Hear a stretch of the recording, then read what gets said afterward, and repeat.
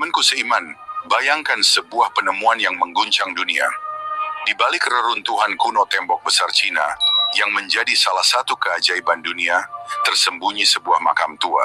Bukan makam biasa, tapi makam seorang nabi, yang namanya bahkan tak banyak disebut dalam buku sejarah modern.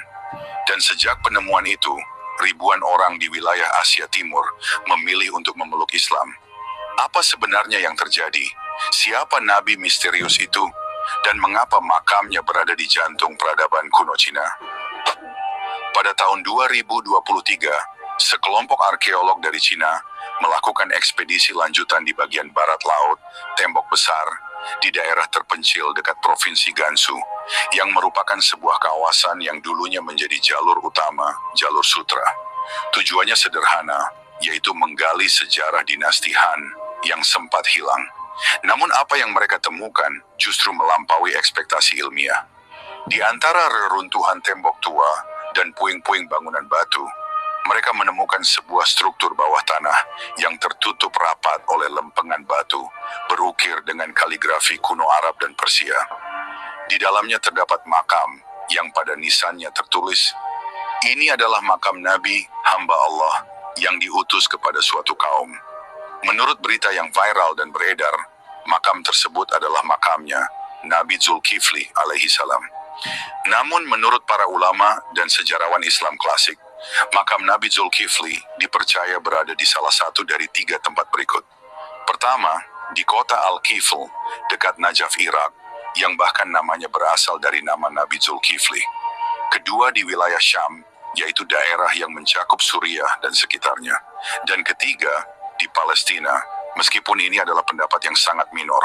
Namun tidak ada dalil pasti dari Al-Quran ataupun hadis yang menentukan secara pasti di mana Nabi Zulkifli dimakamkan. Al-Quran menyebut bahwa jumlah nabi yang diutus oleh Allah mencapai 124.000 nabi. Namun hanya sekitar 25 nama yang disebut secara eksplisit. Maka, sangat mungkin bahwa makam yang ditemukan itu bukanlah Nabi Zulkifli, melainkan salah satu nabi Allah lainnya, yang tidak kita kenal namanya, tapi tetap mulia di sisinya. Penemuan ini bukan hanya mengguncang dunia arkeologi, tapi juga mengetuk hati ribuan orang yang selama ini mencari kebenaran. Awalnya, para peneliti Cina mengira ini hanyalah makam seorang tokoh sufi atau pengelana dari Timur Tengah. Namun hasil uji karbon dari material dan jenazah menunjukkan usia lebih dari 3.000 tahun. Tulang belulangnya mengandung zat-zat mineral khas gurun Timur Tengah, bukan Asia Timur. Hal ini memperkuat teori bahwa ini bukan penduduk lokal.